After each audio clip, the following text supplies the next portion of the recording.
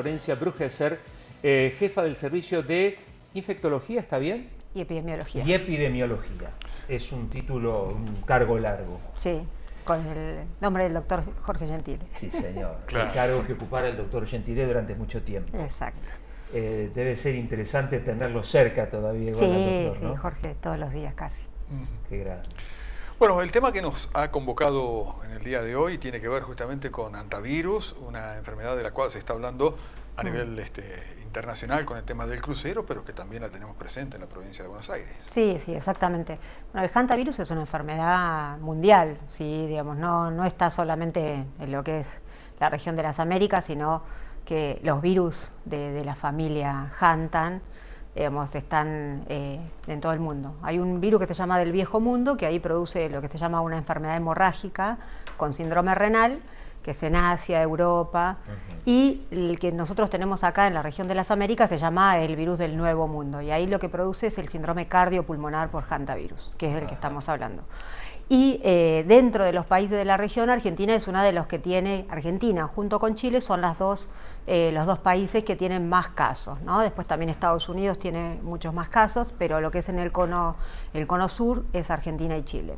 Incluso el año pasado la la Organización Panamericana de la Salud, la OPS, emitió una alerta a fin de año por un aumento de casos y un aumento de letalidad. Y ahí había dos países que eran Bolivia, Paraguay y Brasil, que tenían un aumento de casos y un aumento de letalidad. Entonces se emitió una alerta como para reforzar todas esas medidas.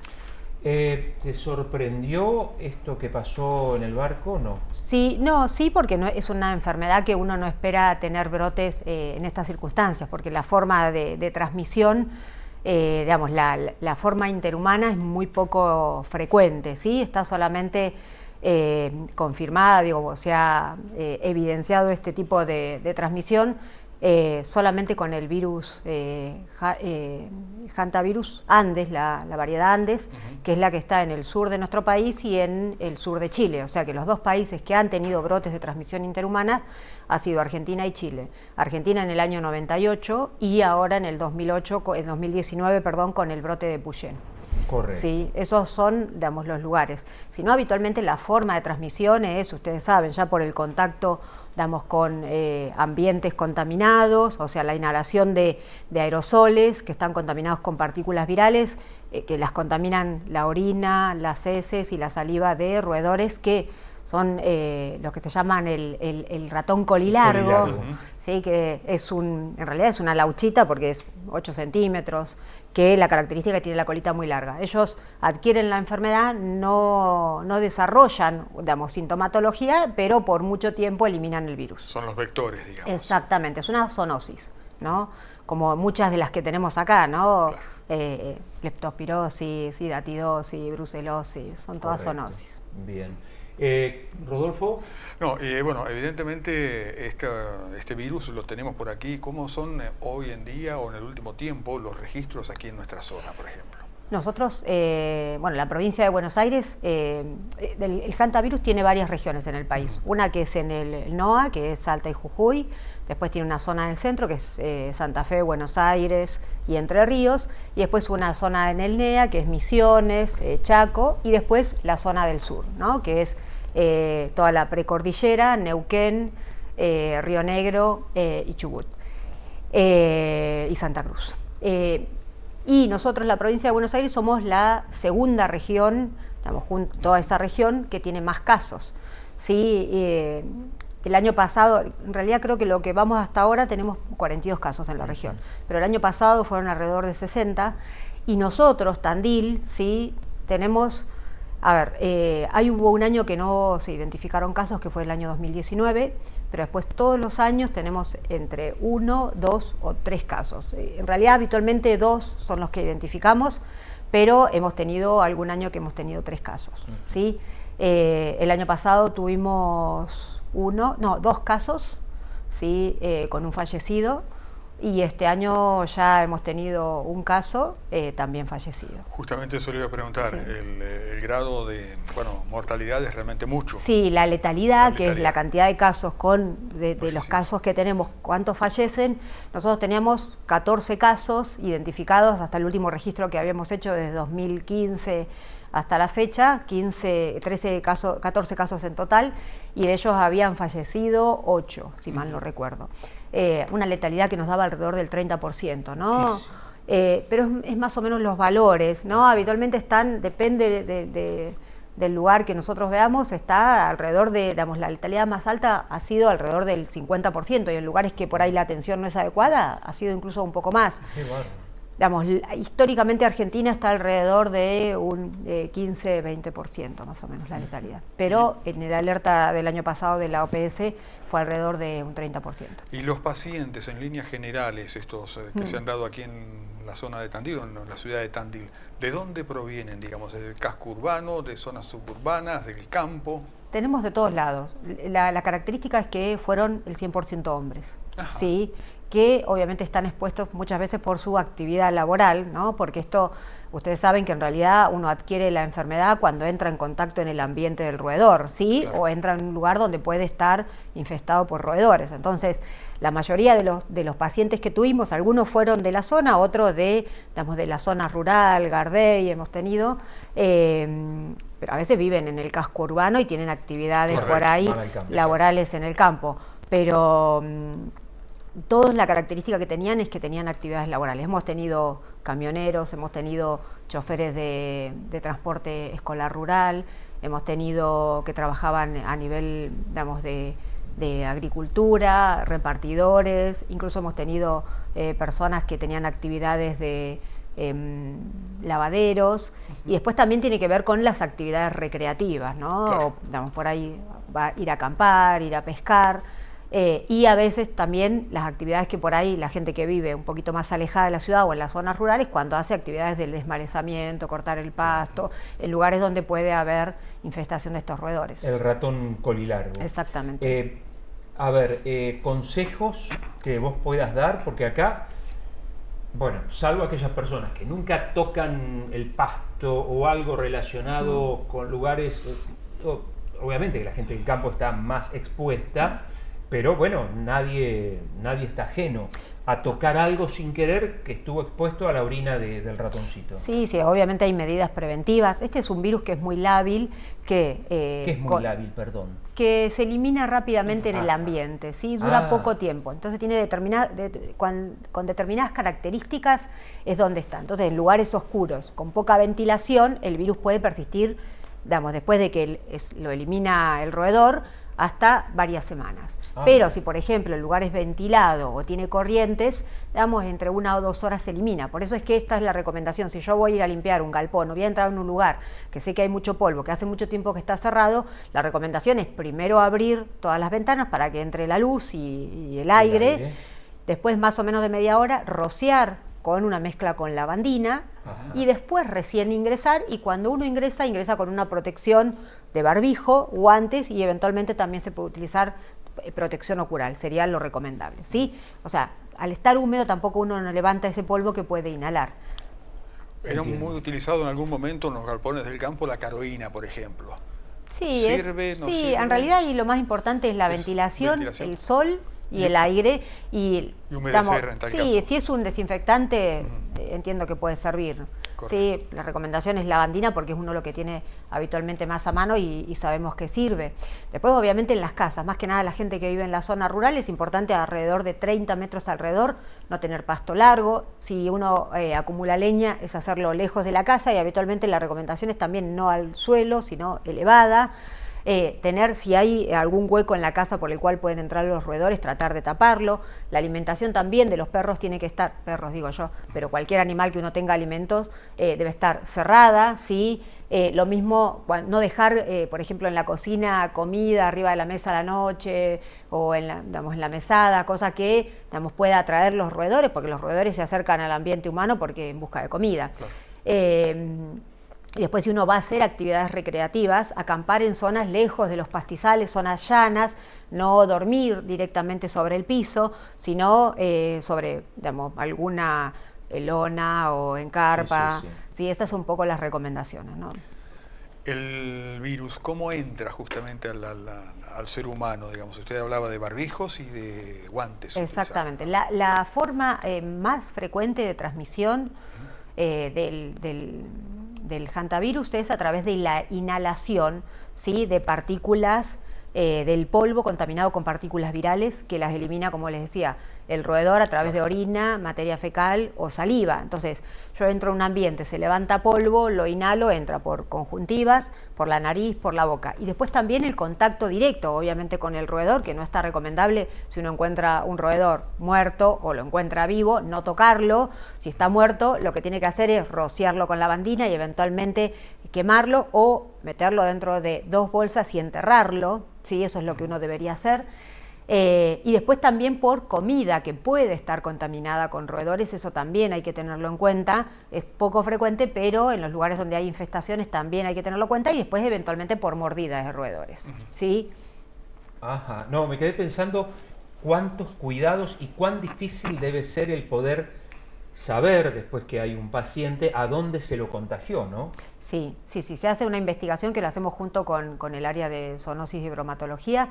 Nosotros inicialmente lo que hacemos, obviamente, recibimos la notificación de algún médico que sospechó, ¿sí?, o nosotros mismos desde el servicio de infectología, de algún paciente. Ahí es muchas veces es difícil sospechar. Por eso a veces es tan importante tener siempre, nosotros habitualmente tenemos ahí una etapa, un periodo del año en el cual tenemos más frecuente, y es en el verano, cuando empieza, si bien puede circular durante todo el año, habitualmente las actividades que uno realiza que puede estar en contacto, habitualmente son en la zona desde la primavera, y el verano, y hasta marzo, abril, habitualmente tenemos casos. La mayoría han sido en el verano, en la primavera los casos. Bien. Entonces, principalmente nosotros nos enteramos cuando alguien sospecha, ¿sí? Aunque no sea tan clara la confirmación, no estemos tan seguros, se notifica, se le toman muestras, obviamente se lo interna la mayoría de las veces para tener un control estricto, porque estos pacientes progresan muy rápido, ¿sí? Algo importante para tenerlo en cuenta, el periodo de incubación, que es ese periodo en el que yo estoy en contacto, o sea, me expongo al virus, o sea, en el que hice esa actividad que que ha sido de riesgo, hasta que inicio los síntomas, puede ser entre 7 días hasta 6 semanas, 45 días, y en algunos dicen hasta 8 semanas, con lo cual tengo que mirar muy para atrás para ver qué hice que puedo haber estado en riesgo, ¿sí? O a veces solamente es mi actividad laboral, si trabajo en el campo, si tengo alguna actividad rural, soy veterinario o vivo en el campo, también esa ya es una condición de riesgo. Entonces ahí los primeros síntomas, el primer periodo es de un cuadro pseudogripal, ¿sí? Mucho dolor de cabeza, fiebre alta, bien agudo, ¿sí? Mucho dolor de cuerpo, ¿sí? Y ahí pueden agregarse también síntomas gastrointestinales, como son vómitos, diarrea, dolor abdominal, ¿sí? Ahí es muy inespecífico, lo llamamos síndrome pseudogripal porque parece una gripe, pero no tiene síntomas de vías aéreas superiores, es decir, no tengo rinitis, no tengo tos, no tengo dolor de garganta, y eso es un poquito lo característico. Y ahí nos hace sospechar de 2 patologías que tenemos acá frecuentes, que también son transmitidas por el ratón o por los roedores, que es la leptospirosis y el hantavirus.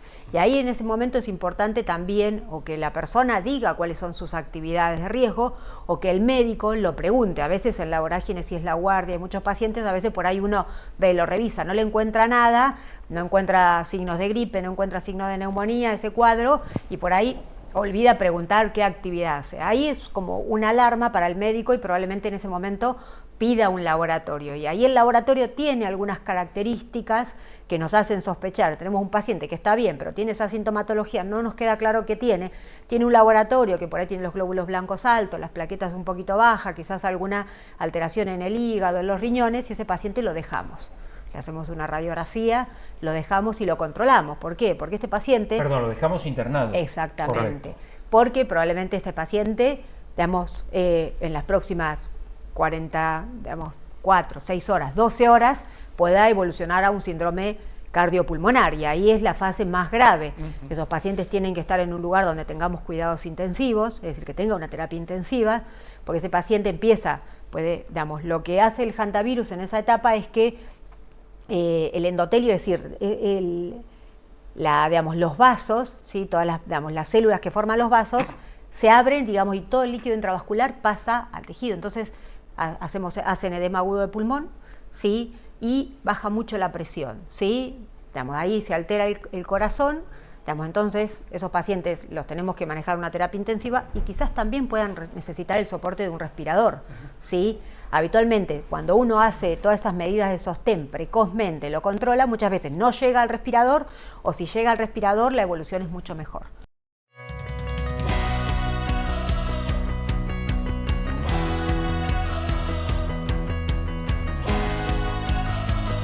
El COVID sigue dando vueltas. Contanos un poquito de esto. Sí. Digamos, nosotros el año pasado y este año ya hemos tenido casos de COVID. Hemos tenido pacientes internados, la mayoría son adultos mayores o con comorbilidades que por ahí hacía muchos años, digo años porque a veces no se han dado los refuerzos de la vacuna COVID. Algunos han sido neumonía, otros han sido, hemos tenido un paciente también con una convulsión, ¿sí? Con un cuadro así confusional, un adulto mayor que también fue COVID. Incluso hemos tenido chiquitos en pediatría, ¿sí? Un pacientito recién nacido que estuvo internado en la neo por COVID.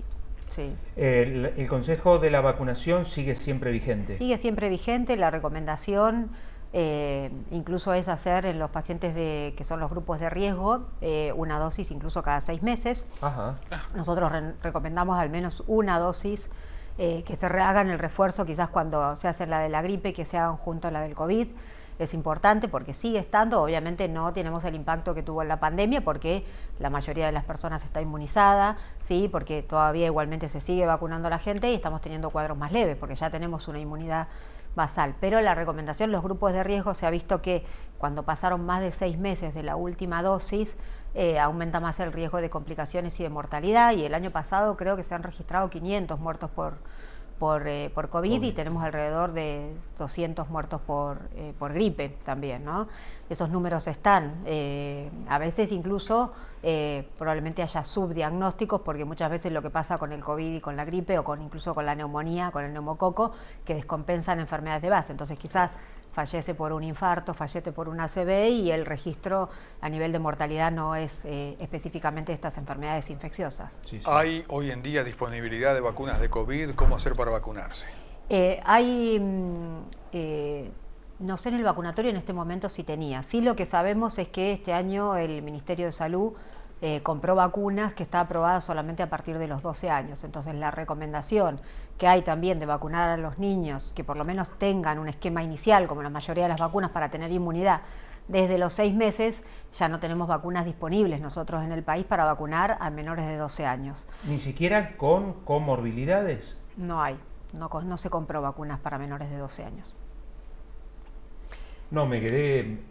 Sí, incluso la recomendación de la Sociedad Argentina de Pediatría es vacunar desde los 6 meses, porque también cuando uno ve los registros de toda la pandemia, hay un piquito, si bien es mucho más bajo el pico de mortalidad, de complicaciones e internaciones, que era mayores de 65 años, mayores de 70 y 80, en menores de 1 año, con lo cual es una recomendación. Sí, está la recomendación de vacunar a la embarazada, eso es muy importante porque el impacto que tiene el COVID en el recién nacido, como les comentaba recién, claro, es importante, tenés mayor riesgo de complicaciones en el embarazo y de complicaciones en el recién nacido. Así que la embarazada tiene que tener una dosis dentro de los últimos 6 meses también, es una recomendación importante, lo mismo que obviamente la vacuna antigripal. La vacuna hoy del virus sincicial respiratorio, que es una vacuna muy importante para la bronquiolitis, ha demostrado disminuir la mortalidad y la internación en este grupo, así que esto es una estrategia que ha sido muy, muy efectiva. Y después la vacuna de la triple bacteriana celular, que es importante para la tos convulsa, que estamos teniendo brotes, y ha sido un año histórico que tenemos 11 fallecidos por coqueluche. Las coberturas de vacunación han bajado históricamente desde el año 2011, que cuando tuvimos esos brotes tan grandes que se implementó la estrategia de vacunar a la embarazada, que no teníamos brotes tan importantes y con fallecidos por coqueluche. Y después tenemos también en embarazadas, bueno, coqueluche, digamos, prevención del tétanos, el tétanos neonatal. Tengamos en cuenta que tenemos ahora una niña de 5 años que está internada en Santa Fe en terapia intensiva por tétanos, que no tenía las vacunas. Una enfermedad prevenible, ¿sí? Con una vacuna que se utiliza hace, no sé, desde 1940. Sí. Y los papás no la quisieron vacunar. Claro, no estaba vacunada. Hablemos un poquito del tema de la vacuna de gripe, contame si hay, no hay, porque creo que llegaban poquitas, se terminaban. Estaban llegando pocas vacunas de gripe. Nosotros casi personal de salud, tenemos todavía personal de salud que no alcanzó a vacunarse, porque sí, claro, obviamente entre que llegan, nos avisan que llegan, vamos a vacunarnos, por ahí no vamos ese día, vamos al otro día, dura muy poquito. Sí, entiendo que la gente del vacunatorio estuvo diciendo, creo que no había, pero sí, nosotros hemos mandado pacientes, creo que ayer mandé yo a una paciente y terminó vacunándose en el privado, ¿sí? En la farmacia o en el vacunatorio que está en la clínica Chacabuco, terminó vacunándose.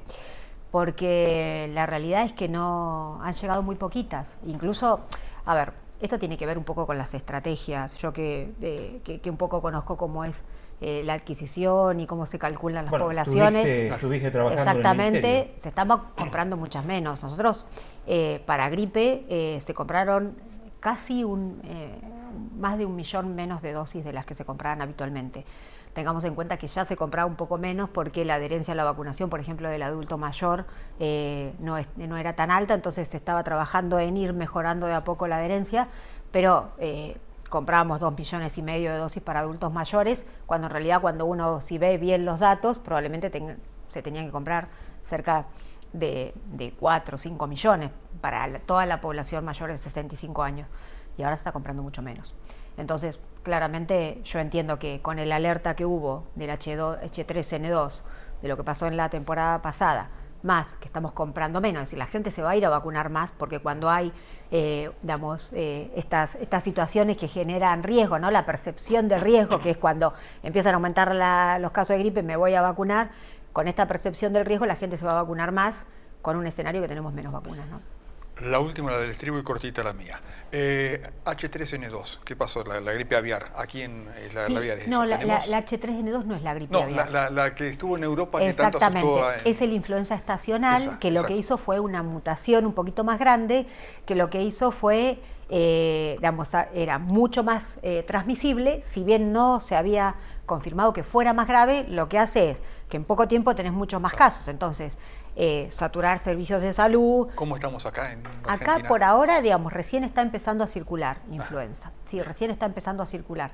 Por ahora, sí, se espera que vamos a tener mayor cantidad de casos y entendemos que es la cepa que va a estar circulando más, pero por ahora estamos bien. Nosotros de los que hemos tenido internados, hasta ahora creo que no hemos tenido casos de influenza internados. Muy bien. Gracias, Florencia. Valoramos mucho que te hayas molestado hasta acá porque, bueno, la actividad que ella tiene es intensa, así que ha sido muy interesante. Bueno, gracias a ustedes por poner este tema que es importante. Por favor. Muy amable. La doctora Florencia Brugeser, jefa del Servicio de Infectología y Epidemiología del Hospital Ramón Santa Marina. Bueno, además sabemos el papel que tuvo en Tandil la doctora Brugeser en lo que fue el COVID, donde, bueno, gracias a ella, al doctor Gentile. Al doctor Gentile, bueno, que por suerte minimizaron riesgos, y Tandil fue pionero en implementar una forma de ir saliendo de lo que fue el COVID, bueno, y ellos tuvieron muchísimo que ver.